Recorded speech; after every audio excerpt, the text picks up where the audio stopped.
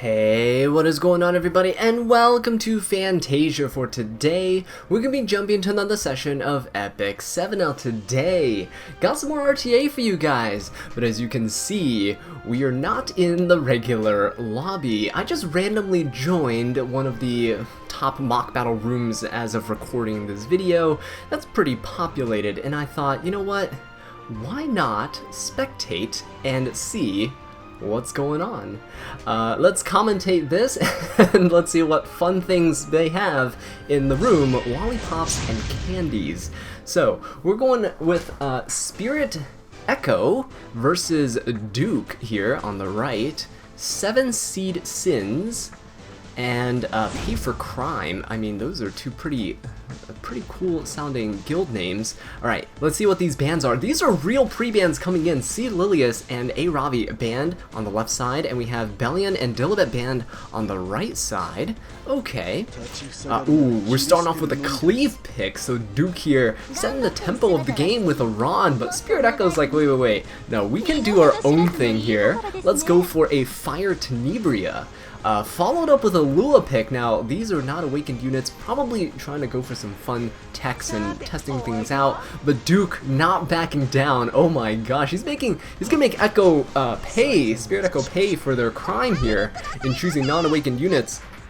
We see 2 speed imprints, Sid and Watcher Shuri getting picked out. On the left side, we have Maid Chloe and, okay, picking a level 50 Crimson Armin. So it could be that they're just a little bit restrictive in their pool of units, or that they're just trying to test something out and have some fun. Duke, though, doesn't look like they want to show any signs of weakness, and they might be committing to the cleave here, thinking about the last 2 units that they could pick to help in this fight. Now, it's looking like it's in favor of Duke. Now, I don't think they are ranked as of right now. It's either bronze or that's unranked, and I think if you're unranked, it shows up as bronze in mock battles. So they may not be playing during the preseason, but they might have actual geared units. So we have Coward coming out and a closer Charles. Spirit Echo with the last pick. What are they going to do? Looks like they're just trying to have some fun here. Oh, but no, they do have fully awakened 6-star units. We have the Solitaria hovering here, thinking about it. Wander Silk for the speed imprint, perhaps, but contesting into a Ron and Closer Charles and Cowrick with double speed imprints. I don't know how well that's going to go over for them. Unless this Lua is just spooky fast, but the speed imprint getting banned out from the Sid. And I think Duke would be taking the first turn because Lua got banned out. Right, let's see how this plays out right here. We have Ron going. Oh wow, look at the right side team going pretty quick. Even the Watcher Shuri outspeeding the Wanderer Silk on the left side there. Okay, Ron is starting off with the standard S2, probably going to go into the S3 here. Let's see the res check on this Maid Chloe, if she is actually built with some resistance. Okay, she is. Oh, whoa. There's a lot of 15%. Did you see the resistance coming out of everything here? Alright. Closer Charles probably going to finish things off. Yeah, and I don't think Spirit Echo stands a chance here, because the Watcher Shuri can easily just bop the Maid Chloe here, and it's pretty much over. So, Cowrick going. Oh, Cowrick actually finishing the job off here. Yeah, so mock battles, sometimes the discrepancy is a little big. Right, Duke gonna come out on top, and Spirit Echo getting cleaved in this first match. Right, well, hopefully we get a more evenly matched players here. Alright, Electriker is being put in on the left side, and Bibon is being put on the right side. So we have a challenger player going up against a champion player here. Let us see what commences from this battle. Alright. So here we go, match number 2 underway. Both players going to be selecting their pre-bans. Oh, they seem to know what they want. Banned, Aola and Lua being banned on the left side, Ron and Paulinus being banned on the right side. Neither of these players want to fight fast units. Neither of them want to deal with cleave, it seems. But both players do draft pretty aggressively. We have Sea Lilius on the right side, which means that they're probably going to have a fast-paced tempo game. On the left side, we have Dian and Rimuru. So very clever for him to ban the Aola in the pre-bans and go for Dian and Rimuru. Rimuru being a common counter to Dian. Probably wants that comfortable pick with the anti-crit and the attack buff, and not wanting to get stolen by the right side. But the right side goes for a Landy, which is still a very strong pick into DN because of all the buffs that are going to arise from this, and a Lionheart Surmia getting picked out as well to counter the Rimuru. Okay, quite nice, but the A-Ra's coming in, quite a unusual pick into the Lionheart Surmia, although I'm guilty of doing that myself, because most of Raz's utility actually comes from his dual attack potential and his ability to spam it with Soul Burns on his S2. So either the Lionheart is going to be banned in this draft phase, or we're going to see Electriker trying to work around the Lionheart here, and I think we're going to see some potential workaround with ML Kawazu being picked. So if ML Kawazu gets hit by an AoE, he gets the Vigor buff, cleanse himself, and push himself up, and then he gets to potentially kick and delete somebody with burns. Pirate Captain Flan coming out from the right side, Bibbin going for the stuns, and Amelia as well. Okay, seems pretty reasonable, seeing as Pirate Captain Flan is pretty good into the left side team. There's no real cleanser there, except for DN, but DN usually, if they're fast, have low effect resist and can be controlled. RB coming out on the left side as a kind of a sweeper unit to kind of clean up, I think. Could potentially catch this Landy off guard if he gets to proc a greater attack buff or something on him with Alexa's Basket. Alright, Lionheart banned and the ML Kawazu banned, so I think that was the 50-50 ban there. Kawazu was probably picked to counter the Lionheart Surmia, and so we're seeing her getting banned out here. Rimuru might actually be pretty important in terms of nuking somebody, so we'll see what happens. Right, we have the Sea Lilius going, Vigor buffing the team. That is fine. Actually, stripping the immunity off Rimuru is very important there, because if Pirate Captain Flan S1s into Rimuru, right, it would potentially steal the immunity buff, and then when Rimuru counters her with his S2, then he would steal the immunity back, but give it to the whole team as well. So Pirate Captain Flan not too great into Rimuru, but because he's being controlled by the Sea Lilius, it's actually quite nice. Okay, attack buff given to the whole team here, but bombs are planted on every unit. I wish my Pirate Captain Flan would do that. Sometimes she gets 15%ed here and there. Oh, but she's getting pushed up at the Amelia. This guy knows exactly what he's doing with his Pirate Captain Flan. Trying to detonate. I think he hit the DN. Boom, detonated, stunned the DN. No cleanses coming out for the left side. Landy's gonna S3 and push up his team. Now, Sea Lilius is probably going to go for the dual attack onto Arbiter Vildred just to proc him and his death. There we go. Pirate Captain Flan going to hit and detonate him. He's coming back. Wrong Alexa's Basket proc, unfortunately. And Landy is also still in stealth, so it's not going to be a ton of damage coming in on the left side. Arbiter Vildred with 10k HP. Probably standard speed from what I could see. Pretty decent damage, though, coming out. As I said earlier, is a decent cleanup unit for all that he can do with his AoEs. But now that he's kind of used his burst, Amelia is going to heal and cleanse, mitigating some of the damage that was done by the Arbiter. Right, now, Raz has the potential to turn this around a little bit, depending if he can defense break or not. Defense broke on the Landy. Good. Arbiter Vildred coming in, cleaning up the Landy. That was only a Pirate Captain Flan on the right side here. Oh, going for the bomb on the DN. Did not proc. Didn't hit. Okay, gonna go for the dual attack here, but there's no bombs that can be planted as a result of Ciceria's artifact. It can't be triggered with dual attacks, counter attacks, or extra attacks here.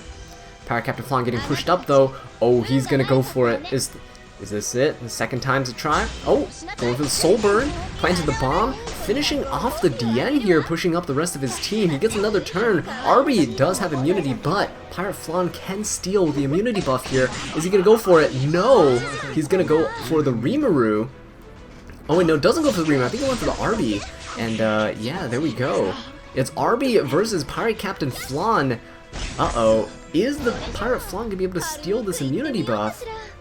Mimu, I think, just detonated by himself. Oh no, I think Pirate Captain Flan should have went for the S1 there. The S3 might have been a mistake because now Arby has a chance to finish her off. She doesn't have the damage mitigation from the frontline unit, and we see Armor Vildred clutching this battle out. Electriker pulling through. Bibbin with the misplay. Should have S1 with the Pirate Captain Flan with a chance to steal the immunity and bomb the Arby and detonate for the stun.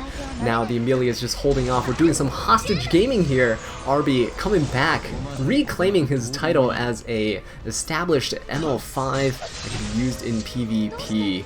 So that is quite nice. What a nice comeback from Electriker, who seemed to be on the back end with all the debuffs and the crippling amount of stuns and bombs from the Pirate Captain Flan here. So now Arby getting to finish things off, the sportsmanship of allowing the Arby the final hit and not surrendering.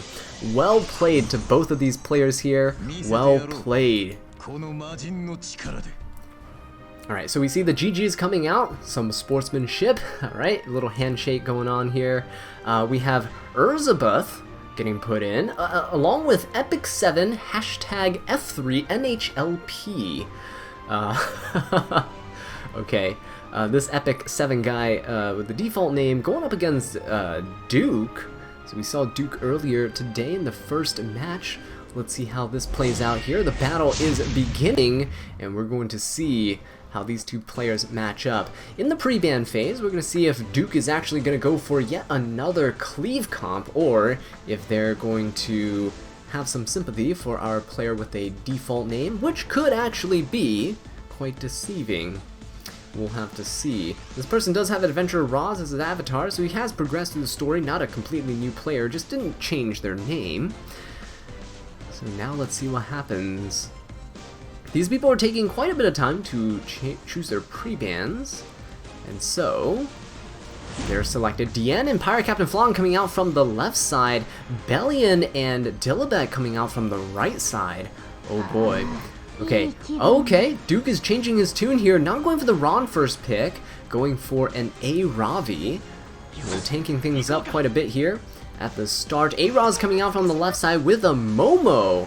Angelic Mom Morrissey. Oh, the throwbacks. I used to use her in PvP when I first started out. Didn't have that many other units. Alright, and on the right side here, we could see a pivot into a cleave team. A-Ravi is a fantastic anchor. In fact, some even say that A-Ravi is a better anchor nowadays than she actually is in a standard comp because of all the counter she has in standard, right? Hua Young is still able to deal quite a bit of damage to A-Ravi despite her nerf, and we also see units like Alencia with the injury, Zahak with injury, that can definitely cripple her pretty easily. So we see a lot of people favoring A-Ravi in terms of cleave, but now we're going to see what Duke decides to do here with his next two picks. FCC, so he's going the standard route. FCC and ML Cowrick, 3 ML5 units, all dark, coming out on the right side. This pay-to-win credit card team versus the free-to-play Free Spirit Tierra, the light unit here to overshadow all the darkness. Oh, and Dizzy getting picked out into the ML Cowrick is quite interesting, but it shows that this guy has been playing for quite a while because he has units from the Guilty Gear collab.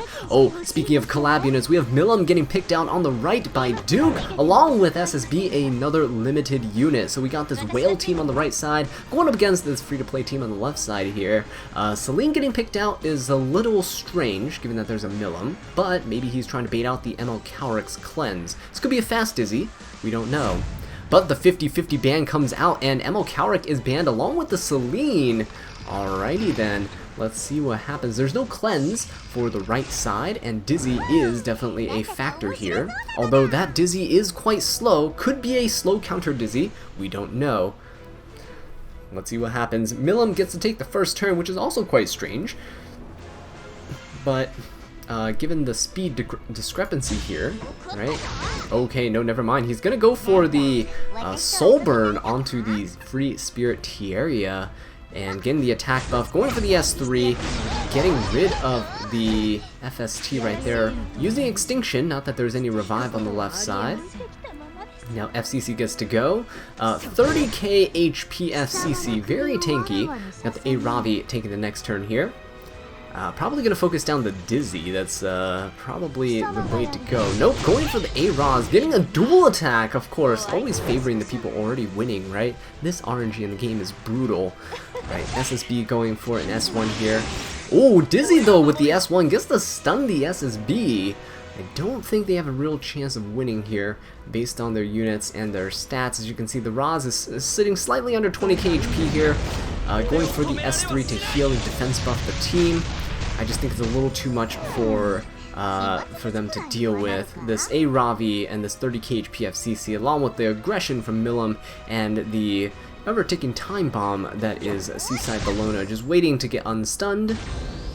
Right, so we see the Milim's extra attack, Wahaha, coming out and blowing up the opponents here. Quite brutal, but it is what it is sometimes in these mock battles.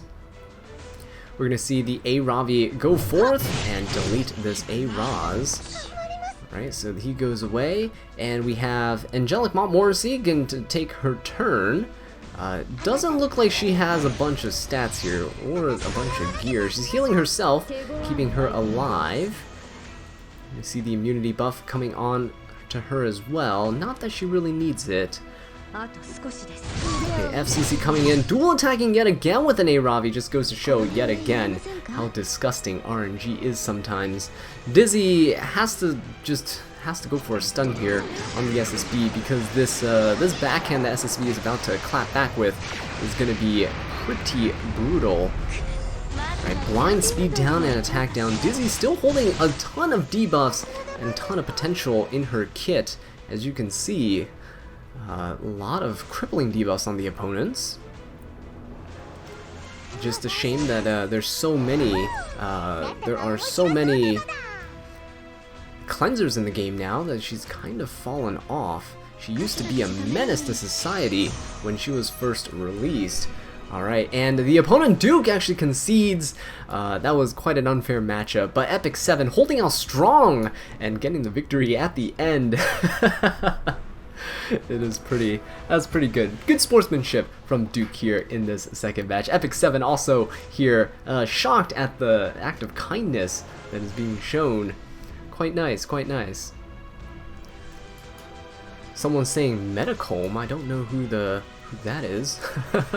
Well, I do know who that is, but they don't seem to be in the lobby here. So there we go. We have Duke yet again for his third matchup of the night, going up against an Emperor play. I actually did not pay attention to the ranks. Okay, so this might be the matchup that Duke has been itching for this entire night. He's going up against an Emperor player. I don't know what Duke's actual ranking would be, because they are currently unranked in pre-season. A Ravi coming out on the left side. Let's see what is going on. Oh, we're getting recognized here in the chat. Gotta respond back. Yeah, so we have, well, I guess say hello because you're on video. On the right side, we have C. Lilius coming out with specialty change Arwell, which is quite cool. Now we have two light units, a lot of buffs actually. We got the Vigor buff, and we have Escort. That's going to be pretty good at protecting.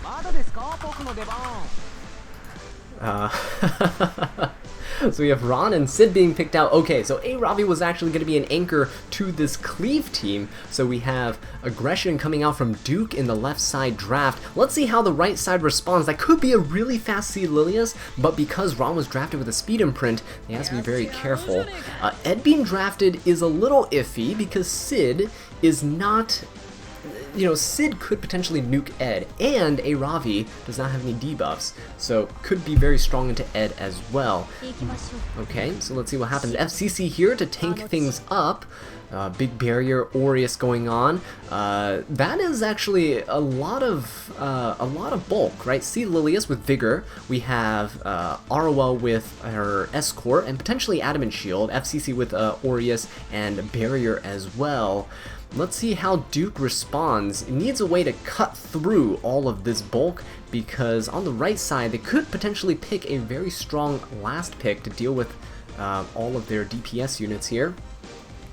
And it could be disastrous. Oh, we have a closer Charles coming out. So Duke continuing with the aggression here, pulling out the closer Charles, who is actually a pretty nice bruiser, a nice little follow-up because of his evasion. He has some survivability, could potentially chip away at any remaining survivors after the carnage that can be delivered through Ron and Sid. And then we have not ML Cowrick, but Fire Cowrick being picked out with his incredibly strong S2 and S3 nuking capabilities, ability to reset people and strip buffs, but we also have Cowrick who can potentially hold Book, and that might be the key to victory here, unless on the right side we see something else come out. Now Bellion is banned, so there is no hope of reducing souls with that regard. Lua is gone, Dilibet's gone, and ML Cowrick is gone. We have Spectre Tenebria, I think was a panic last pick, because I don't think she's going to provide much utility here, unless the opponent is here to use her for the Book, for the souls.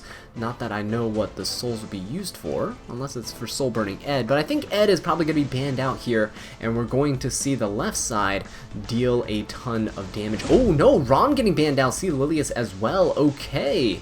That is quite interesting. Ed doesn't actually have the advantage here because Ravi, Closer Charles, and Cowrick all have no debuffs on their attacks. So let's see what happens as a result. Ron getting banned out was the correct call because Cowrick could have held Book, but we see that Duke actually has no souls on his team, so it could prove to be quite nice. Now the Escort buff along with FCC's barrier could actually mean that Stene can survive.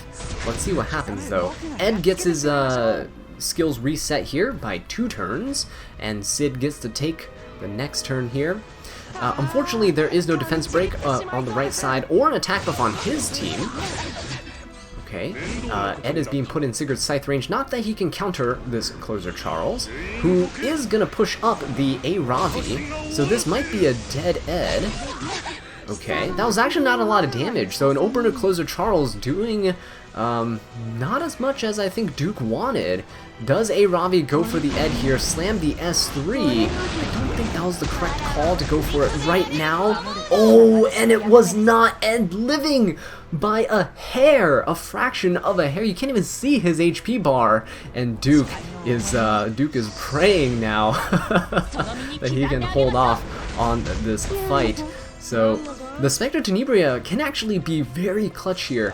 Ed going for the Sid, healing up because of Sigurd's Scythe, very, very nice. We can see the Stene going next. Now Stene could S3 and either stun the Ravi or push back the team by hitting the Sid. He decides to go for the stun on the Apocalypse Ravi, and FCC can finish things off by finishing the Sid here. And putting up skill nullifier on the team. Now he does miss the Closer Charles, but it is fine. Everyone has a skill null, and Cowrick's AoE has not been popped yet, which means Spectre Tenebria is going to be quite safe. So the Cowrick on the left side with the attack buff and the speed buff is going to do quite a bit of damage to the Ed, but everyone else is protected by the FCC. This Spectre Tenebria panic last pick could actually come in handy, and oh, look at the Ed with the counter! He actually survived the hit from the Cowrick, and we see this 20k HP Ed hitting the Cowrick and finishing him off. That was quite nice. Okay, and we see the Closer Charles holding on here for dear life. I don't think he's going to get past all of this damage mitigation. As you can see, the Escort buff, FCC's barriers, it's going to be a little too much. The Spectre Tenebria is going to Soul Burn, destroy the Closer Charles, and now just tap again to finish off the Ravi. So Duke getting sent to the Shadow Realm by the Spectre Tenebria, who was very safe behind all of the damage mitigation, and then Ed as well, who managed to hold off because Cowrick actually does have debuffs on some of his skills, so that's pretty nice. Alright. So the next match here we have Heroes, who is a champion player, getting put in against Shield Bro from the guild Milim. So Horizon VN and then Milim, these two guilds facing off here. Alright, we have a Kayron profile picture versus a Pirate Captain Flam profile picture. One's in Champion, one's in Challenger. Seems to be a pretty balanced matchup. Let's see what happens in this regard. Let's see, left side goes for a C. Lilius pick. We have a retaliation in the form of DN. Okay, so the units that were pre-banned were DJB and Luo on the left side. Seems like they don't want to deal with any cleansers. We have Sid and Ramban on the right side. Looks like they don't want to deal with any cleavers. Diane picked with a Ravi makes her fairly tanky and fairly resistant. We see Rimuru getting picked out in response to the DN, and we have A-Raz getting picked out as well for the mitigation. A-Raz is quite nice to have, especially with C. Lilius, because now you have 2 units that can potentially dual attack here. On the right side, we have Pirate Captain Flan being picked out, who can put bombs and start controlling the team. Aola also being picked out. We see a lot of debuffers. Aola is actually very good into Rimuru, putting the unbuffable on the team, stripping every unit of 2 buffs, which makes Rimuru's splash damage from his S3 very, very weak, and also not be able to steal buffs as well. Now, we have Bellium being picked out on the left side. Probably not the best option into an A-Ravi and a Pirate Captain Flan, but hey, we've seen things, miracles happen before, right? So we'll see how this plays out. Heroes has the last pick on his team.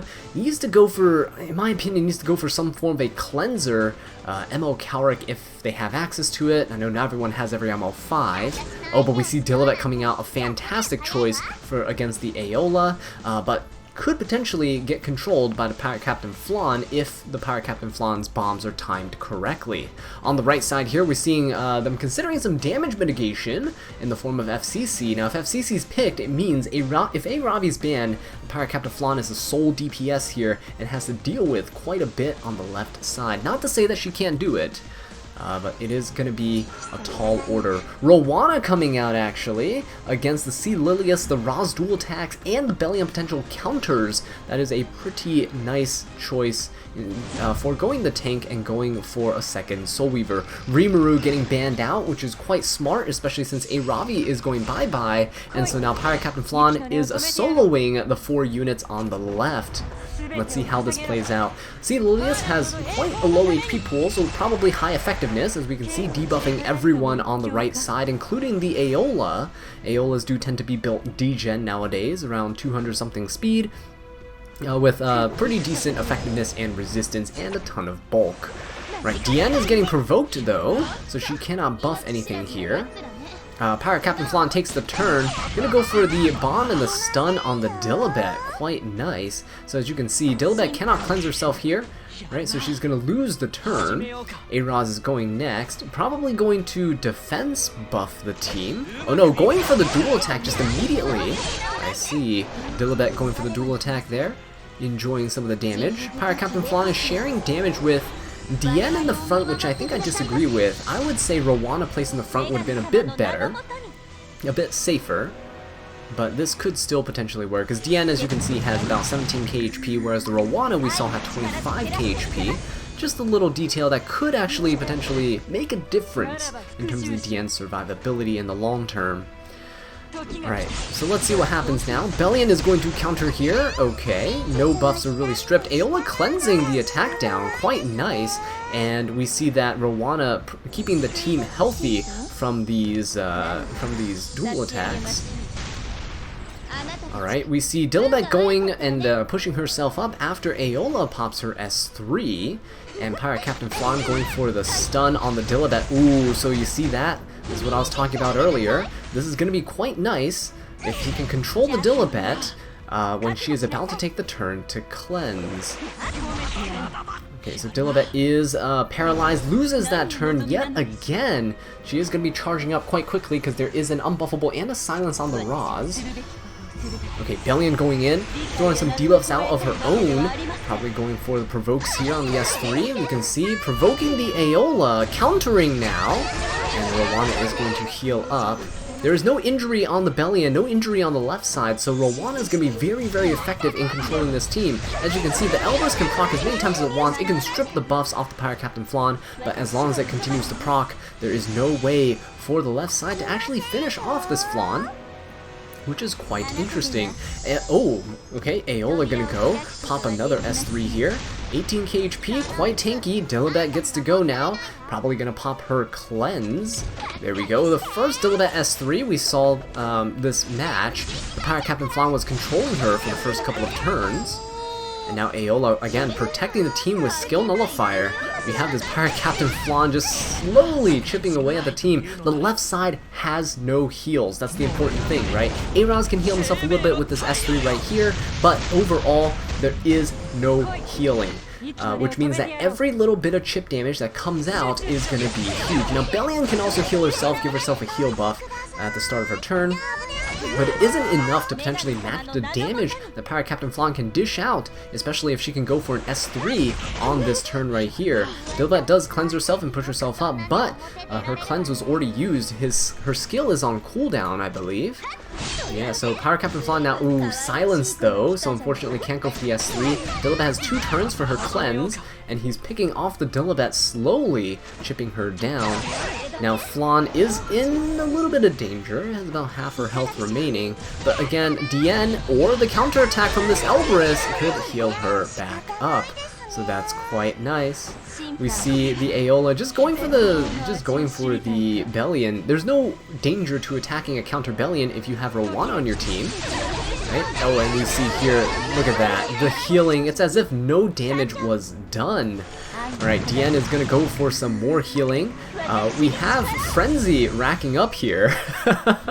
This Pirate Captain Flan doing quite a bit of work. We'll see what the Dilbert can do. Trying to go for another silence. Does not go for the silence here. And now we can see Pirate Captain Flan go for the S3. Now this is the major turning point, I believe, of the match. If you can deal a bunch of bombs here, which we only see on 2 units, it's a little unfortunate. Yeah, we see a couple of bombs coming out here. Dilbert, ooh, Dilbert cleansing though, which is quite nice. Diane gonna go for some heals, gonna go for the push-up. Now see how fast Pirate Captain Flan is turn cycling. It's thanks to Rowana's passive and because of Diane's pushes, right? So this is quite nice. Dilbert still doesn't have a cleanse here. Going for the Soulburn Silence, we're in Frenzy 5, so she's dealing quite a bit of damage, and the Pirate Captain Flan is going to go for the bomb onto the Bellion. Alright, pushing the team up. We see, oh, Bellion's going to counter. Okay, got a bit of healing coming in, and Skill Nulls applied yet again. That's a lot of bomb damage onto that Bellion, and it looks like Heroes is going to be calling it. So Shield Bro taking the victory with his avatar, Pirate Captain Flan. And you know what, guys, that is going to do it for this episode of Backseat Gaming, where we're here commentating over people in random mock battle rooms. So with that being said, guys, thank you so much for watching this video. I really do appreciate it. If you enjoyed it, please leave a like, subscribe for more Epic 7 content, and leave a comment down below. Let me know what I can do to improve. And until next time, take care.